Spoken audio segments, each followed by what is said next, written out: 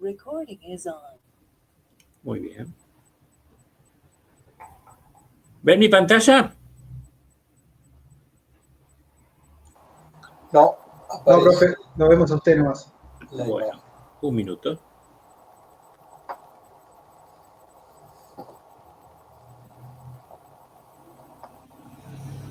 ¿Ahora? Ahora sí. Muchas Sí, ahora gracias. sí. Bueno, voy a repetir lo de Mencio porque no sé en qué momento se cortó. Bueno, estaba diciendo que Mencio, según la tradición, fue educado por los seguidores del nieto de Confucio, Sisi.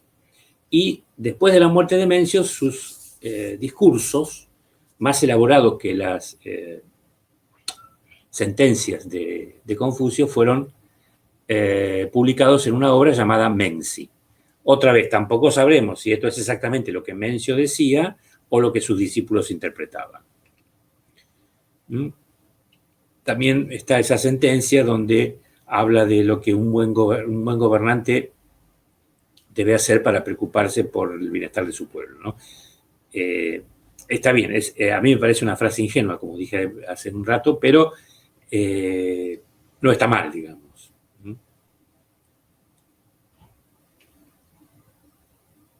Y la bondad y la actitud, para él son virtudes innatas que se pueden conservar bajo ciertas condiciones. Bueno, había estado diciendo que Mencio, según lo que surge de otro libro clásico posterior de la filosofía confuciana, el libro de los ritos, aparece ahí una recomendación de una especie de lo que podríamos llamar comunismo agrario primitivo, que fue interpretado por los marxistas chinos como comunismo primitivo. Y es una forma de, una recomendación de Mencio de cómo debía organizarse la propiedad de la tierra. Campo en forma de pozo. Se basa en la división de los campos en 9 partes, de las cuales las 8 de la periferia serían distribuidas entre las familias, mientras que la novena, situada en el centro, sería cultivada en forma comunitaria en beneficio del príncipe. Bueno, aquí ya se fumó el comunismo, digamos, ¿no? Pero los que cultiven el mismo yin estarán siempre juntos donde quiera que vayan, compartirán las tareas de defensa y las guardias nocturnas. En las enfermedades se socorrerán mutuamente, así todos los habitantes se amarán y vivirán en armonía. Esto tiene un lejano parecido con el MIR, ¿no? La Uovchina, la comuna rusa, que tanto preocupó a Marx, Plejánov y Lenin, y a los eseristas rusos, obviamente, ¿no? Bueno, ahí tenemos una versión moderna del libro de los ritos, escrita en chino, por supuesto. Bueno, antes de pasar entonces a los griegos, sería razonable hacer aquí otro intervalo para preguntas.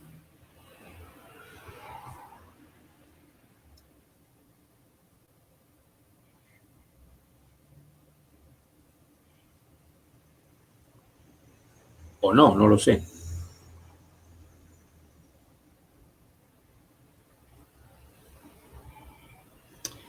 Con respecto a esto de Mencio, esto es una recomendación, esto no quiere decir que se haya llevado a cabo. Yo presumo que no conozco mucho de historia china, pero presumo que no, digamos, ¿no? Si no, no hubiera habido tantas hambrunas y rebeliones a lo largo de la historia de ese pueblo oriental. ¿Seguimos?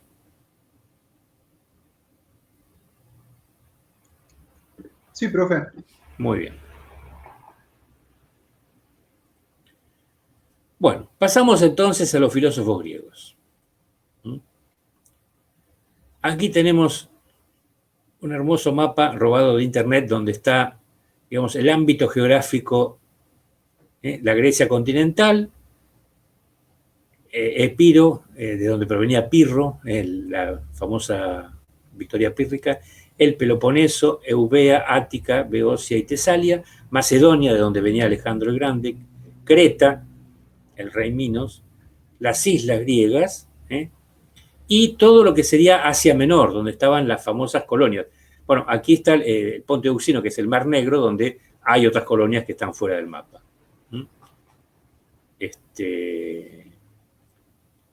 Aquí nace la filosofía, ¿no? Tales de Mileto, Heráclito de Éfeso, etc., antes que se derive a Grecia continental, la figura clásica de Sócrates, Platón y Aristóteles.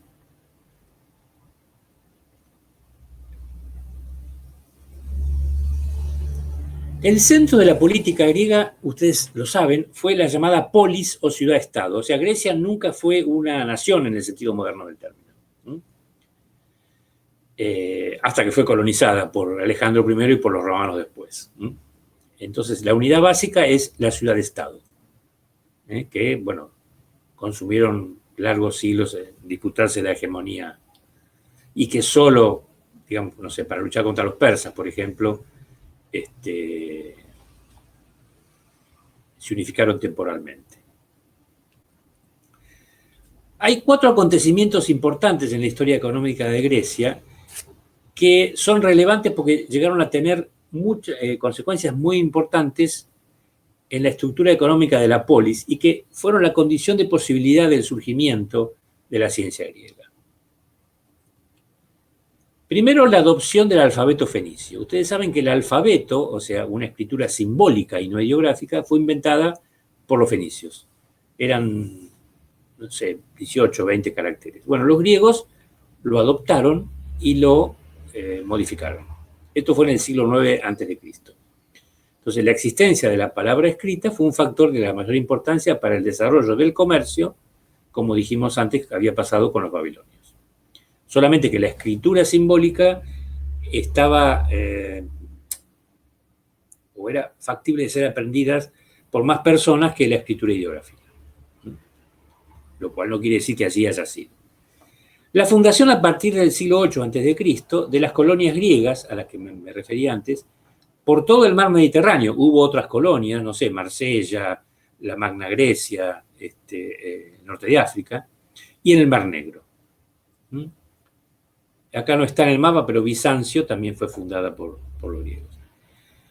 Aunque eran políticamente independientes de las ciudades madres, tuvieron vínculos importantes, no sé, las fundadas por atenienses, por ejemplo, y además llegaron a ser proveedores de materias primas y de esclavos, fundamentales para este tipo de sociedad. Lo que decíamos antes, la invención de la pieza de moneda o del dinero amonedado, que fue inventada probablemente en un país que estaba por acá, en Asia Menor, llamado Lidia, y por un rey llamado Creso, al principio del siglo VII a.C., y que pronto se expandió, primero a la Magna Grecia, después al territorio continental griego, y con Alejandro Magno, 2 siglos más tarde, por todo el mundo helenístico. Significó un gran avance sobre los tipos primitivos de dinero porque proporcionó un estímulo para acumular esa riqueza. La pieza de moneda podía ser en oro o en plata o en aleaciones. Obviamente después empezó alguna cuestión con el falseamiento de lo que se llama la ley del valor del mineral porque, bueno, eran reemplazados por metales menos nobles, digamos. Se fundían las piezas y se les agregaban metales menos nobles, con lo cual valían menos. Y también el incremento de los préstamos a interés, hecho que coincidió más o menos con la extensión de la moneda. Transacciones de este tipo empiezan a ser registradas en la segunda mitad del siglo VII a.C. Y que no aparecían en los textos clásicos de Homero o Hesíodo del siglo XI o XII a.C. Esto no quiere decir que no hubieran existido, pero sí que no eran transacciones corrientes que debieran ser mencionadas en esos textos. No sé si vieron la película Troya, donde trabaja Brad Pitt haciendo un Aquiles horroroso. Cuando muere y lo creman, los paganos cremaban a los cuerpos, le ponen las famosas monedas en los ojos. Eso es un anacronismo total, porque la pieza de moneda fue inventada 4 o 5 siglos después de la guerra de Troya. Y Hollywood no sabe de estas cosas, me parece. Bueno, vamos a ver, entonces, vamos a empezar por Jenofonte. Jenofonte vivió entre el siglo V y IV a.C. fue ateniense, digamos, historiador, militar y filósofo, ¿sí? Y participó en la guerra del Peloponeso y fue discípulo de Sócrates, escribiendo diálogos inspirados en su persona. Esa es la efigie tradicional de Jenofonte. Era aristócrata y hostil hacia la democracia y más bien prefiere formas de gobierno de tipo monárquicas o autoritarias, como las que ve en Persia. Fue mercenario contratado por Ciro cuando pretendía el trono de Persia, o en Esparta, donde se instaló después de esta aventura. Escribió numerosas, o han llegado hasta nuestros días, numerosas obras que se pueden dividir en tres categorías. Entre las obras históricas y biográficas, tal vez su texto más conocido, Anábasis o la expedición de los 10.000, donde relata esa expedición, y que según la tradición sirvió de inspiración a Alejandro Magno para planear su campaña contra los persas. Ciropedia, que es una semblanza de Ciro el Grande, con intención moralizante, en la cual hay reflexiones muy interesantes además sobre la división del trabajo. Y este texto sobre la constitución de los atenienses, que obviamente es una obra crítica en ese sentido. Obras socráticas y diálogos, el más famoso de los cuales es Económico, al cual nos referimos en su momento, y que es el que le da nombre a nuestra disciplina, digamos. Es un diálogo entre Sócrates y otras personas sobre la mejor forma de administrar el famoso oikos de los griegos. También escribió una apología de Sócrates, al igual que Platón, y entre los tratados menores tiene otro libro que trata sobre cuestiones económicas, sobre los ingresos públicos, donde trata de la mejor manera de que Atenas pueda incrementar sus recursos para solventar lo que hoy llamaríamos el gasto público. Fíjense qué moderno también Jenofonte.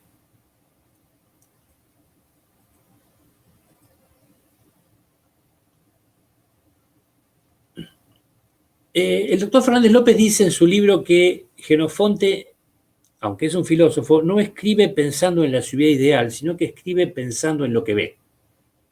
Entonces lo que ve es la Atenas real y concreta, digamos, con los monumentos, con el teatro, la música, con la expansión comercial a partir del puerto de Atenas, etc. Por eso escribe este libro, digamos, con el cual de alguna manera intenta explicarle a sus compatriotas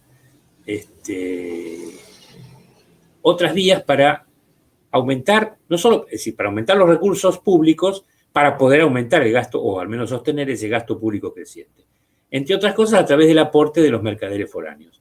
Por eso va a ver con muy buenos ojos la expansión comercial ateniense, a diferencia de Platón y Aristóteles. Por otro lado, también, y esto es una de las cosas por las cuales más se lo recuerda y por las cuales fue famoso hasta el siglo XVIII, es la apología que hace de la agricultura. En Económico, escrita en forma de diálogo sobre la administración del oikos o patrimonio de los que tienen propiedades, le hace decir a Sócrates, que cuando florece la agricultura, todas las demás artes prosperan con ella, pero cuando se abandona el cultivo, todos los demás trabajos se aniquilan al mismo tiempo. En Roma fue Cicerón, el filósofo que veremos, quien tradujo el Económico al latín. Y así es como llegó a nuestros días, digamos, ¿no? Pero bueno, los agraristas romanos fueron seguidores de Jenofonte y hasta la fisiocracia en el siglo XVIII también. Hay citas en los textos fisiocráticos de este elogio de la agricultura. Fíjense ustedes cómo obras tan antiguas, sin embargo, se volvieron a leer en la modernidad de otra manera. ¿Qué temas considera? Bueno, en Ciropedia habla de la división del trabajo y anticipa la visión de Smith de que la división del trabajo va a estar dada por el tamaño del mercado, en el sentido de que mercados más extensos favorecerán una creciente división del trabajo. Y para él, la división del trabajo es fundamental para Jenofonte, en el sentido de que tendería una creciente división del trabajo al logro de lo que hoy llamamos eficiencia, es decir, obtener lo más posible con el menor esfuerzo posible. Eso va unido a la creciente especialización de los trabajadores. Es hedonista, es decir, que los individuos, en cierto sentido precursor de Epicuro, los individuos tienden a hacer aquello que les produce más placer dentro de sus posibilidades o restricciones. Y va a definir a las cosas, como las llamamos hoy bienes, no por sus cualidades intrínsecas, sino por lo que los consumidores le atribuyen. Aquí ronda entonces una teoría subjetiva donde el bien no se define o no interesa por lo que tiene, sino interesa por lo que uno le pone al bien. Por lo que hoy se llama utilidad, digamos, que es la aptitud que le atribuimos a los bienes de poder satisfacer necesidades. Por lo tanto, si esto es así, el valor del bien va a estar más cerca de lo que dicen los neoclásicos de lo que dicen los clásicos en Jenofonte. Para Jenofonte, el valor de un bien está dado por la capacidad que tiene un individuo de hacer uso de ese bien. Y esas capacidades, bueno, diferirán en función de lo anterior. Así que fíjense ustedes cómo está puesto en la otra presentación que les pedí que vieran, vamos a tener teorías subjetivas y objetivas del valor ya desde la antigüedad, al menos en el caso griego.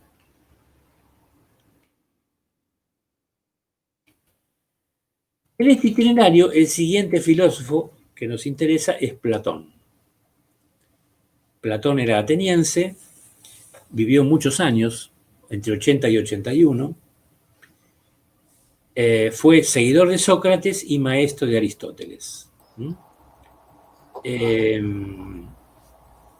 Si ustedes tienen dudas sobre el orden en que van los filósofos, hay una vieja regla mnemotécnica, que es la palabra soplar. Soplar. Sócrates, Platón, Aristóteles. Soplar. Ese es el orden en que aparece. Sócrates fue maestro de Platón y Platón fue maestro de Aristóteles. Recuerden ustedes que todo lo que sabemos de Sócrates lo sabemos por lo que sus discípulos dicen de él, porque no dejó obras escritas. Por lo tanto, inclusive hay quienes niegan que Sócrates haya existido. Fundó una institución que va a dar origen a otra, que es la academia, que va a estar cerrada, que va a estar abierta por 900 años hasta que sea cerrada sobre el fin del Imperio Romano, cuando se extinguen coercitivamente las instituciones paganas. Y a esa academia va a acudir Aristóteles a estudiar, alrededor del año 367 a.C. Compartirán entonces unos 20 años de amistad y trabajo con su maestro, lo cual no impedirá que Aristóteles discrepe en algunas cosas con Platón. ¿Sí?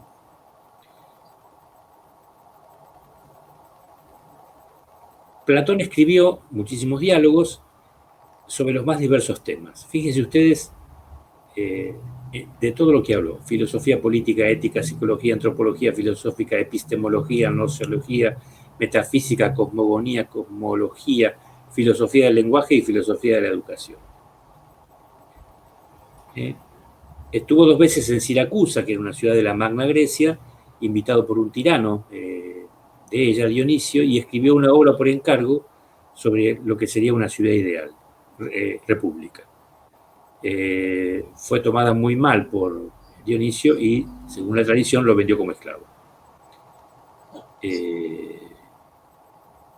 No la pasó de todo bien, digamos. Se supone que viajó también por Egipto y otros lugares, digamos, antes de fundar la academia. Eso está un poco contado en el texto que está en el aula virtual.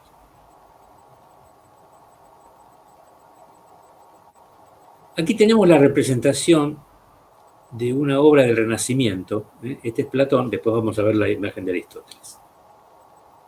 La Academia de Platón se llama la obra. Todas las obras platónicas, salvo algunas, están escritas en forma de diálogos. Esto parece que era frecuente en ese momento en los textos filosóficos griegos.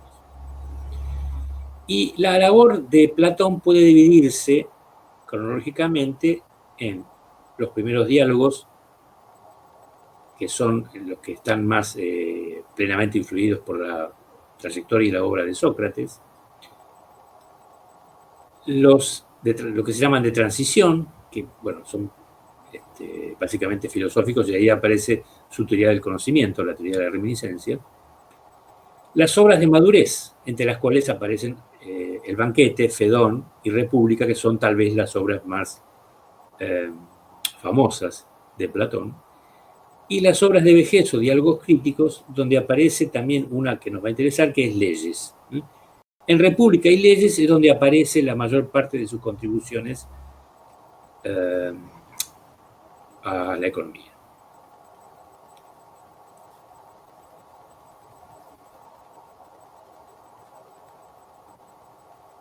Básicamente en el libro 2 de República. República, que son 4 libros, el libro 2 está dedicado a lo que sería la organización económica de la ciudad. República empieza con esta exhortación que hace uno de los participantes en el diálogo, es un diálogo también, dice: edifiquemos con el pensamiento una ciudad. O sea, imaginemos una ciudad. Y a través de ese diálogo, que está inspirado en la teoría socrática de la mayéutica, digamos, todos van aportando elementos para ver cómo sería esa sociedad ideal. El doctor Fernández López dice que en ese libro, en el libro 2, aparecen categorías económicas que están ordenadas lógicamente de cierta manera. Entonces, en principio aparecen las necesidades. Obviamente, para el origen de las ciudades, para Platón, está en la satisfacción de las necesidades, que un individuo solo no puede satisfacer. Por lo tanto, tiene que reunirse con otros individuos. Obviamente que no considera la de los esclavos, sino solo la de los ciudadanos. Las necesidades, dice Platón, fíjense qué moderno. Recuerden siempre que cuando un texto es clásico es porque puede ser leído hace 2500 años o puede ser leído hoy, y podemos encontrar en ese texto de tanta antigüedad cosas que nos parecen que fueron escritas hace 2 horas. Digamos. Las necesidades son diversas y son ordenables según una jerarquía, igual que lo que dice Robbins. No pueden ser satisfechas todas, me temo, o hay una limitación en cuanto a la satisfacción de las mismas, lo cual además sería recomendable por la idea de austeridad que tiene Platón, y le atribuye otra característica, es la objetividad, que significa que para cada necesidad se corresponde un objeto particular. Bueno, ¿cómo se satisfacen las necesidades? Con la producción de bienes. En los bienes, para ser producidos, confluían el trabajo y los medios de producción. Qué moderno, Platón. El trabajo tenía un carácter primario o no producido, y era un atributo innato de los individuos. Ahora, cada individuo tenía una propensión innata a cierta cosa, ¿sí? O sea, que había diferencias en cuanto a la especialización y en cuanto a la calificación de cada individuo. Uno era jornalero, uno era agricultor, uno era sombrerero, otro era, no sé, albañil, etc. Los medios de producción, a su vez, son otros instrumentos que han sido previamente producidos, pero sin cuya participación, digamos, solamente con el trabajo no podía hacerse la producción de bienes. En la visión platónica había una división del trabajo, pero no técnica, sino social. La producción era el resultado de unidades productivas unipersonales y monoproductoras. O sea, quien era sombrerero trabajaba él solo, pero únicamente hacía sombreros. Quien era albañil únicamente construía casas, quien era agricultor únicamente sembraba, etc.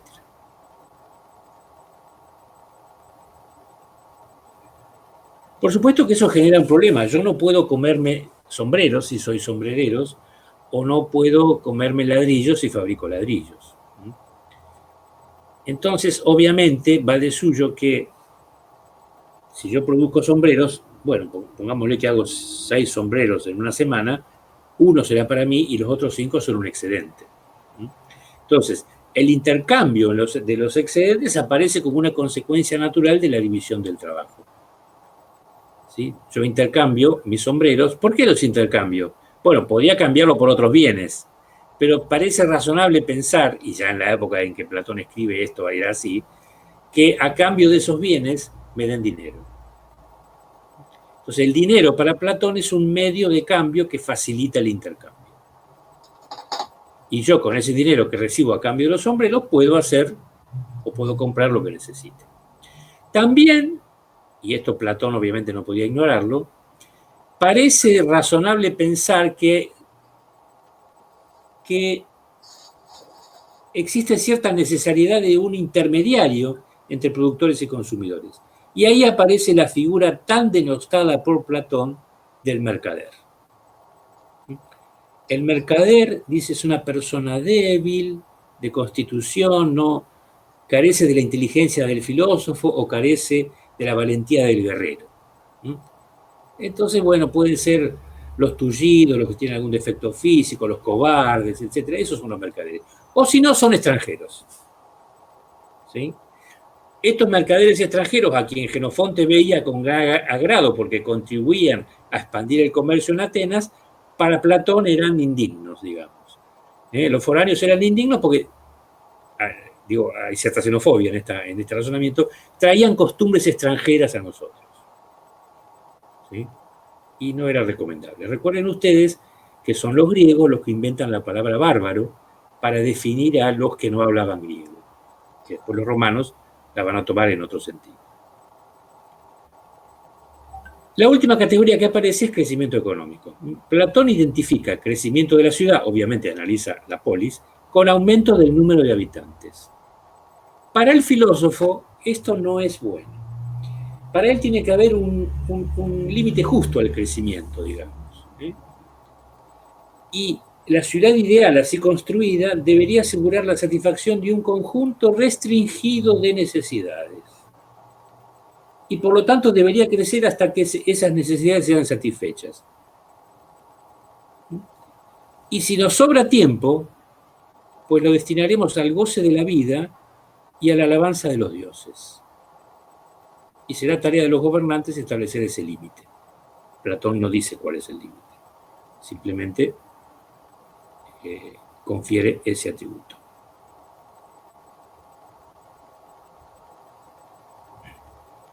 La división del trabajo, para Platón, se llega a la misma, como dijimos antes, por esas aptitudes naturales, ¿no?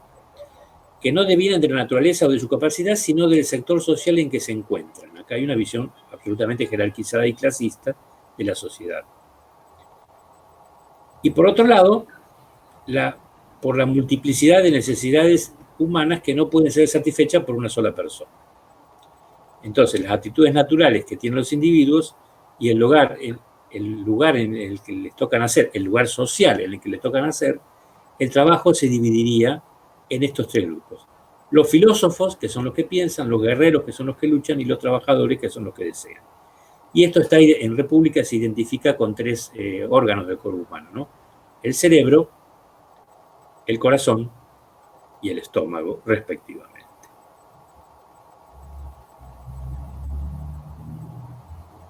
La división del trabajo, entonces, lleva a una organización social y, además, a una organización comercial, que esto se deriva de lo anterior. Una ciudad ideal tenía gobernantes y gobernados. Y son esas 3 castas: filósofos, guerreros y trabajadores. Y acá es lo que aparece, lo que a mí me parece que le debe haber enojado al tirano de Siracusa, Dionisio, cuando sus asesores le leyeron la obra o le contaron de qué se trataba. Platón considera que los filósofos y los guerreros deben concentrarse exclusivamente en lo que tienen que hacer, en gobernar y en pensar y en defender la ciudad, y por lo tanto no pueden estar ocupados en las mezquindades de lo que la propiedad privada trae consigo. Y por lo tanto, preconiza la propiedad común o colectiva de bienes y mujeres para estas dos clases sociales superiores. Y en cambio los demás, como no tienen esas ocupaciones, pueden acumular, pueden tener propiedad privada. Recién, más tarde en su obra de Madurez Leyes, digamos, no digo que va a repudiar República, pero sí va a decir que en realidad la sociedad no está preparada para lo que él decía y por lo tanto, como un mal menor, será preferible entonces la propiedad privada. Acá hay una distinción muy importante entre Platón y Aristóteles, como veremos después. Para Platón había, por último, 5 formas de gobierno. La aristocracia, que es el gobierno de los mejores, la timocracia, que es el gobierno de los guerreros, la plutocracia, que es el gobierno de los más ricos, la democracia, que es el gobierno de los más pobres, para Platón, y por último el despotismo. Un pobre con capacidad persuasiva ejerce el gobierno aterrorizando a toda la población. Esto es como un ciclo. El despotismo genera eventualmente una guerra civil, como pasó en Atenas, y después del resultado de la guerra civil volverá la aristocracia. Algo así como el mito del eterno retorno. Bueno, fin de Platón. Parece razonable hacer aquí otra pausa antes de hablar de Aristóteles.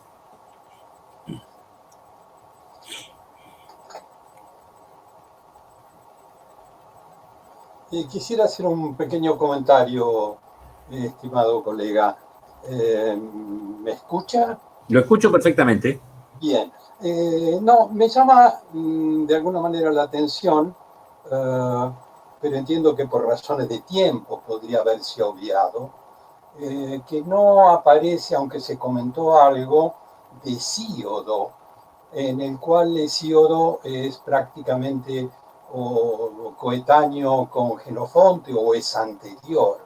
Y tiene varias obras, una de las cuales tiene una vinculación, a mi modesto punto de vista, vinculado con la parte económica, que es Trabajos y Días. Los trabajos y los días, sí. Exactamente. Está dedicado como consejos al hermano, con el cual tuvo un conflicto de herencia en el cual el mismo Hesíodo salió perdiendo porque aparentemente el hermano coimió, según los términos actuales nuestros, a los jueces que tuvieron que determinar a quién le correspondía la herencia. Pero quería rescatar Trabajos y Días, aunque está visto desde un punto de vista algo individual, digamos, cuál era la función del, del ciudadano, pero también está de alguna manera vinculado a una serie de consejos que le da Hesíodo a su hermano a los trabajos del campo. En qué época debía cultivar, qué tipo de cultivo tenía que hacer, etcétera, etcétera, etcétera. Y también hay una referencia muy interesante al rol de la mujer, en este caso a la esposa del hermano de Hesíodo, que ahí la identifica como una muchacha muy joven, inexperta en tareas de organización de tipo económico, pero que le atribuye que va a tener funciones de organización de trabajo, no hacia el exterior, hacia la polis, sino dentro de la casa, guiando los trabajos que tienen que hacer los súbditos, que tienen que hacer la limpieza, el orden, la comida. Yo creo que es un trabajo muy, digamos, muy temprano en la historia de lo que conocemos como Grecia, en el cual se alude a la parte económica por un lado y a la parte de relaciones humanas y las distintas actividades de trabajo. Obviamente el trabajo que se hacía era un trabajo de campo, no en la polis. Y el trabajo de la mujer de alguna manera también queda reflejado en Platón, en el texto República, donde la mujer asume una labor importante, si mal no recuerdo, en la educación de los hijos, ¿no? Los hijos que eran de propiedad comunal. hasta allí llega mis conocimientos sobre Hesíodo. Pero creo que ese texto es interesante Sí, yo le confieso que no lo he leído, el texto de Hesíodo. Es Lo interesante. conocía. De hecho, Hesíodo es el primero que define el oikos. Claro. Si ustedes, en el texto de Mirón Pérez, que está en la bibliografía, Hesíodo dice, en una parte de Trabajos y Días, primero casa, mujer y buey de labranza. Sí, sí, sí. ¿Mm? Sí, sí. Que es la definición primitiva. Ahora, por lo que usted me cuenta, entonces el económico de Jenofonte es un vil plagio de Hesíodo, Bueno, actualizado 300 años más tarde, porque Jenofonte, cuando discuten justamente sobre las tierras de labranzas, sobre las cosechas, sobre cómo tratar a los esclavos, y además también discuten sobre el rol de la mujer como auxiliar del marido. Bueno, sí, sí, exactamente. ¿Por qué? Porque, digamos, en la visión genofontiana, digamos, el hombre, obviamente, el dueño del oikos es un ciudadano. Sí. ¿Sí? Que, digamos, entonces el ciudadano se debe al ágora, al ámbito público. Obvio. Por lo tanto, él consigue riquezas en el ámbito público que lleva al oikos para que sean administradas por la mujer. El reino de la mujer es el hogar, digamos. Exactamente.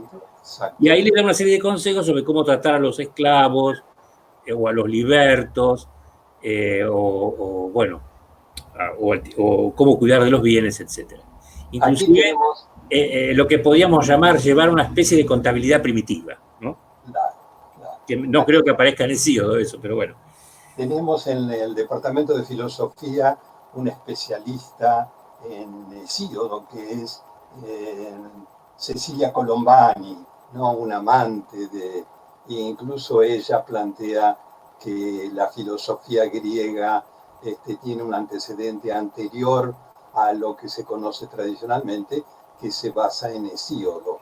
Pero este trabajo específico de Trabajos y Días es muy lindo, muy, muy interesante. Uno puede extraer... Hay un libro, no me acuerdo si está en la bibliografía, de dos autores franceses, Vidal y Noquet, que habla sobre el pensamiento económico. Habla sobre el pensamiento económico de la antigua Grecia y trae una introducción como de 150 páginas y un montón de citas de dramaturgos, poetas, filósofos, etc. Ahí está Hesíodo, por supuesto. Obviamente, lamentablemente uno tiene que hacer una selección, no podemos reproducir el texto de Vidal y Noquet porque si no haríamos un curso sobre economía griega. Claro. ¿Sí? Pero, de hecho, los filósofos en sus textos citan muy frecuentemente tanto a Homero, claro, aunque menos, como a Hesíodo. Digamos, las referencias económicas en Homero son menores, ¿no? Está el tema de la discusión sobre el botín de guerra. Usted sabe que para Aristóteles la guerra es una forma noble de conseguir riqueza, porque la guerra sin el botín era inconcebible, ¿no? En la antigua Grecia. Pero bueno, le agradezco mucho en el verano leeré Trabajos y Días. Sí, sí. Y veremos cómo se puede incorporar a futuro.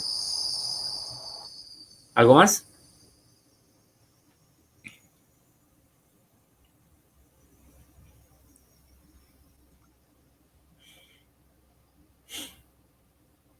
Bueno, yo confieso mi inferioridad porque yo no, digamos, toco muy de oídas en filosofía, así que si cometo algún error pido disculpas, ya lo dije antes, ya lo dije en historia, también lo diré en filosofía. Si no hay preguntas, entonces sigo con Aristóteles, que será el último autor que veremos hoy. ¿Sí? Sí, profe, siga. Bueno, Aristóteles entonces vivió en el siglo IV antes de Cristo, o sea, después de la Edad de Oro, y fue un polímata. Poli es mucho, hizo de todo este muchacho. Filósofo lógico y científico, del cual todavía hablamos. Ahí tenemos la imagen convencional de Aristóteles, en una obra no sé si es griega o romana, no me fijé en la referencia. Escribió cerca de 200 tratados, de los cuales nos han llegado solo 31. También a la manera platónica sobre una variedad de temas, incluyendo lógica, metafísica, filosofía de la ciencia, ética, filosofía política, estética, retórica, física, astronomía y biología. Aristóteles transformó muchas, si no todas las áreas del conocimiento que tocó. Es reconocido como el padre fundador de la lógica. Todavía se habla de la lógica aristotélica, digamos, ¿no? Y de la biología, pues si bien existen reflexiones y escritos previos sobre ambas materias, es en el trabajo de Aristóteles donde se encuentran las primeras investigaciones sistemáticas al respecto. Había una vieja tradición que lo consideraba, antes que Bacon, el inventor del método científico. Si ustedes quieren, el inventor intuitivo. Entre muchas otras contribuciones le debemos, bueno, esta teoría que destruyó Pasteur, ¿no? La teoría de generación espontánea, el principio de no contradicción, que tiene que ver con la lógica, las nociones de categoría, sustancia, acto y potencia, fundamentales en filosofía, y primer motor inmóvil, que va a ser la base de las justificaciones cristianas de la existencia de Dios. Cristianas, hebreas y musulmanas, debería decirlo, porque los tres pensadores de las tres religiones lo utilizaron. Algunas de sus ideas, que fueron novedosas, hoy forman parte del sentido común de muchos individuos. Y, como dijimos antes, estuvo como 20 años en la Academia de Atenas, hasta que fundó el Liceo, después de haber sido tutor del más grande conquistador de la antigüedad, Alejandro Magno. Un año antes de su muerte se retiró de Atenas, después de la muerte de Alejandro Magno, según dijo, para que Atenas no peque otra vez contra los filósofos, ¿no? Haciendo alusión al suplicio de Sócrates. Y murió probablemente en la isla de Eubea de muerte natural.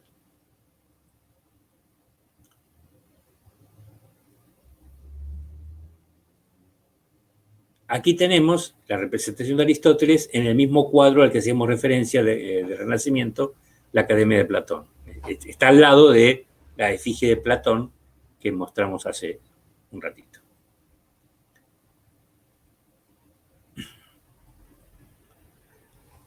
Sus textos desaparecieron durante 2 siglos hasta que reaparecieron y fueron traducidos después en Roma por Andrónico de Rodas, un filósofo menor del siglo I después de Cristo.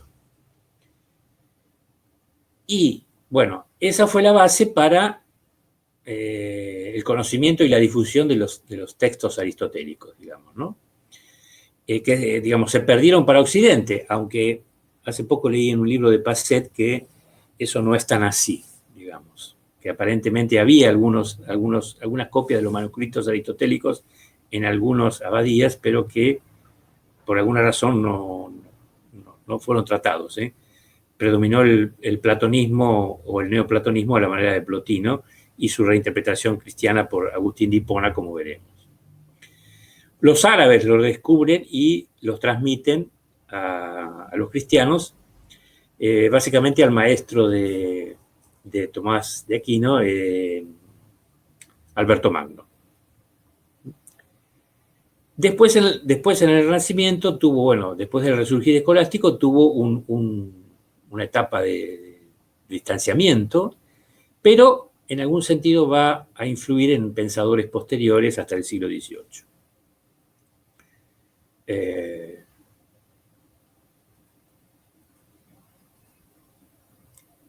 Otra imagen de Aristóteles. Aristóteles escribió 2 tipos de textos, los destinados a la publicación por fuera del liceo, exotéricos, y los que fueron usados como apuntes de clase o notas, esotéricos. Y lamentablemente estos son los que se conservaron, los primeros desaparecieron. Por lo tanto, su lectura a veces es complicada o contradictoria. Un ejemplo típico sería la Ética Nicomaquea o Ética Nicómaco, que fue recopilada por su hijo Nicómaco, y que pasa lo mismo con la Ética Nicomaquea que lo que pasa con los tomos 2 y 3 del Capital de Marx, que fueron editados por Engels. Nunca estaremos seguros de que lo que quiso decir Aristóteles o lo que quiso decir Marx sea exactamente lo que Engels reflejó en esas ediciones. Las actuales ediciones en griego siguen lo establecido por un autor alemán que le dedicó unos cuantos años, August Immanuel Baker en 1831. Digamos, estableció lo que podíamos llamar una versión definitiva, un canon. Recopiló constituciones de las distintas ciudades atenienses y de la Magna Grecia, pero solo nos ha llegado una, y por una casualidad, digamos, la de los atenienses. Los temas económicos, a diferencia de Platón, que le dedica el libro 2 de la República, aparecen circunstancialmente, en forma incidental, en fragmentos de la ética nicomaquea y de la política. Bueno, Aristóteles es un defensor ferviente de la esclavitud, lo considera una institución esencial y llama al esclavo herramienta humana, que solo exigiría de su amo lo necesario para su reproducción. Aristóteles es el que verdaderamente descubre las categorías que hoy llamamos valor de uso y valor de cambio. Fíjense ustedes. Esto no podía ser ignorado por Smith, que era profesor de filosofía moral, y que va a ser el que contemporáneamente va a volver a utilizarlos, antes que Marx. Aristóteles dice que las cosas tienen dos usos, dice él. El uso propio o primario y el uso impropio. Fíjense la denominación. El uso propio o primario es la aptitud que tiene un bien para satisfacer necesidades. Entonces, ¿cuál sería el uso propio de un sombrero? Bueno, me lo pongo en la cabeza para cubrirme del sol o de la lluvia. Eso sería el valor de uso, como le llamamos hoy. Pero también tiene un uso impropio, que es la aptitud que tiene un bien para ser trocado por otro. Eso lo llamamos valor de cambio. En el caso del sombrero que he mencionado, el uso impropio, según Aristóteles, sería cambiarlo, no sé, por un reloj, qué sé yo, o por cualquier otro bien. La riqueza puede ser obtenida por vía natural o por vía antinatural. La vía natural es aquella a la cual el hombre tiene acceso, como la caza, la pesca, la explotación forestal, etc. En cambio, la riqueza antinatural es el comercio. El comercio está la riqueza antinatural se obtiene por ejemplo, la actividad comercial. Esta cosa anticomercial va a ser seguida por algunos filósofos romanos, como Cicerón, como veremos, aunque Cicerón va a distinguir entre el comercio mayorista y el comercio minorista. Para Cicerón, el comercio mayorista es legítimo, pero el comercio minorista no. ¿Por qué? Y porque el comerciante minorista, para poder obtener riqueza, necesariamente debe mentirle a su clientela.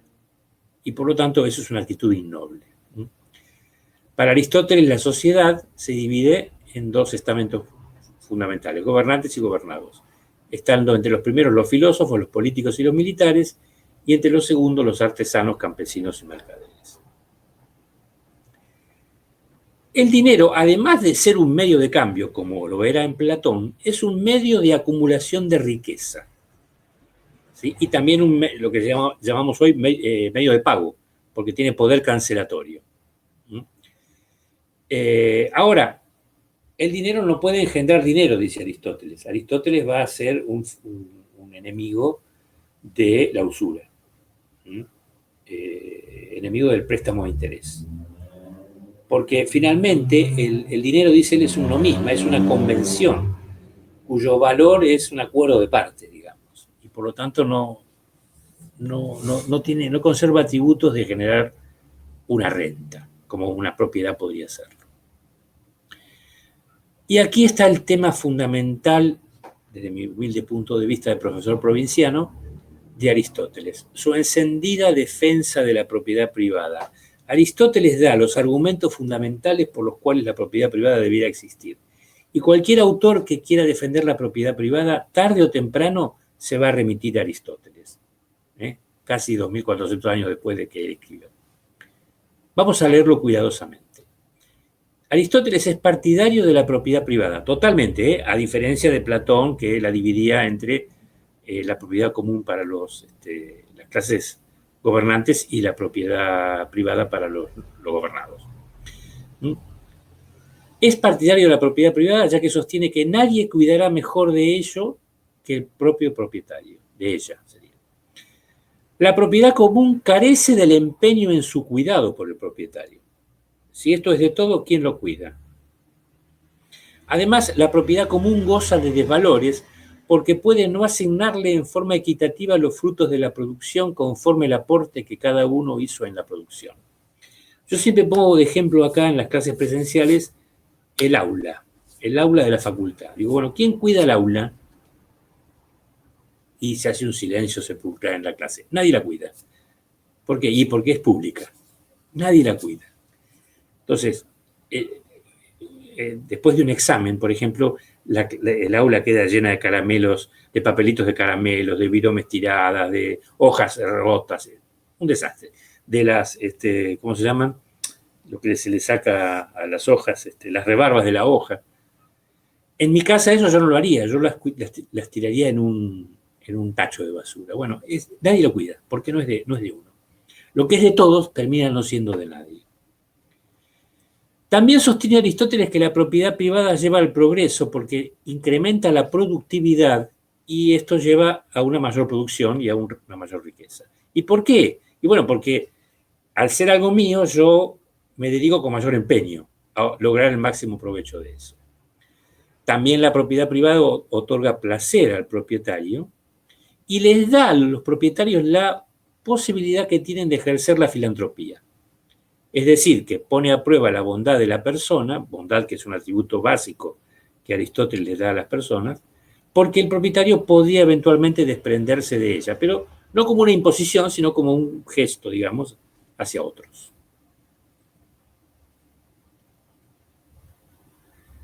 El fin de la vida, por supuesto de la clase aristocrática con la cual él se identifica, es la felicidad. Y esta consiste en lo que él llama la vida contemplativa. El organismo social de Aristóteles es la polis. Es una especie de ser natural que no surge como fruto de un pacto o acuerdo. Aquí se diferencia de los contractualistas modernos, por ejemplo. Siendo el hombre entonces un animal social y político, el famoso sum politikon. Politikon es de la polis, que solo puede desarrollar sus fines en el seno de una comunidad. O sea que Aristóteles no creería en las robinsonadas de los economistas neoclásicos. La política del hombre se explica por su capacidad de comunicación. Es el único instrumento capaz de crear una memoria colectiva y un conjunto de leyes que diferencia lo permitido de lo prohibido. La teoría clásica de las formas de gobierno está expuesta en su otro libro, La política, que ha sido, bueno, revisada y reconsiderada numerosas veces por autores contemporáneos. Establece tres tipos puros, o tres tipos políticos puros y tres deformaciones o tipos impuros. Los tipos puros son el gobierno de una, poca y muchas personas. De una sola, la monarquía, de pocas personas, la aristocracia. Aristo significa mejor, este sería el gobierno de los mejores. Y de muchas, república. Ojo, muchas en el sentido aristotélico, solo los ciudadanos, digamos, lo que llamaríamos una república censitaria. Las degradaciones son la tiranía, la oligarquía y la demagogia, respectivamente. Aunque en otros lados dice la democracia. La más virtuosa y noble es el gobierno de una sola persona, una monarquía. La aristocracia es el gobierno de unos pocos, donde esa virtud está extendida a un grupo pequeño de personas, y la república aparece como la mezcla entre una oligarquía o gobierno de ricos y una democracia o gobierno de pobres. Fíjense la pobre definición que nos da Aristóteles de democracia. Ustedes saben que en la Constitución Argentina de 1853 no se habla de democracia, se habla de república. Porque ahí dice, la nación argentina elige para su gobierno la forma representativa, republicana y federal. Y a veces muchos republicanos o pseudo republicanos que hablan hoy en los medios o en los periódicos no son demócratas en el sentido moderno del término. Demos es pueblo, población, y cracia gobierno, gobierno de la población. Bueno, esa es la democracia. Fíjense que no necesariamente es igual a la república. ni para Aristóteles ni para Montesquieu, ni para estos pseudo republicanos de pacotilla que no mencionaré por respeto a ustedes. Bueno, fin. Ahora sí podemos hacer un último intercambio. Bueno, en la presentación la voy a dejar, está la bibliografía o una parte de la bibliografía que se usó para preparar esta presentación. Después ustedes la pueden ver. Más los textos que aparecen en el programa de la materia. Muy bien, los escucho. Tendría otro pequeño comentario que hacer. Adelante. Especialmente con Aristóteles, ¿no? Que recién acababas de mencionar, entre otras cosas, al tema de la felicidad. ¿Y qué tiene que ver este tema con la parte económica? Que según en su famoso texto Ética Nicomaquea, considera que el dinero no es un fin, sino es un medio para lograr la felicidad. Un poco contradictorio con la actitud actual de la racionalidad instrumental, en el cual el dinero o cualquier otro tipo de bien se transforma en el objetivo, en finalidad, y insisto que Aristóteles considera el dinero como algo valioso, pero para obtener la felicidad, no como un medio en sí, intrínseco, ¿no? Bueno, por eso él acuña la palabra crematística, ¿no? Ah, sí. A la cual ve con desprecio. Así como ve con desprecio al comerciante o al mercader, lo excluye del ámbito económico, digamos, de la economía en el sentido genofontiano. ¿No? La crematística es el afán de riquezas por el mero afán de riqueza, digamos. Claro. Que Aristóteles condena. Está claro que él lo puede condenar desde una posición de privilegio, digamos, que tal vez un esclavo, una mujer o un extranjero no sí, podía hacer. De otra manera, claro. Claro, eso, digamos, nosotros como contemporáneos tenemos que ver esa cuestión. En la política, si recuerdo bien, hay un capítulo que en la traducción que yo tengo dice ventajas del gobierno de la clase media. ¿No? Y es una maravilla, porque parece haber sido escrito hace 3 días. Lo voy a buscar para la clase que viene. Donde el tipo, bueno, por supuesto la lógica aristotélica es extraordinaria, ¿no? Entonces, con toda una serie de argumentos explica por qué ese gobierno es preferido al gobierno de los pobres o al gobierno de los ricos.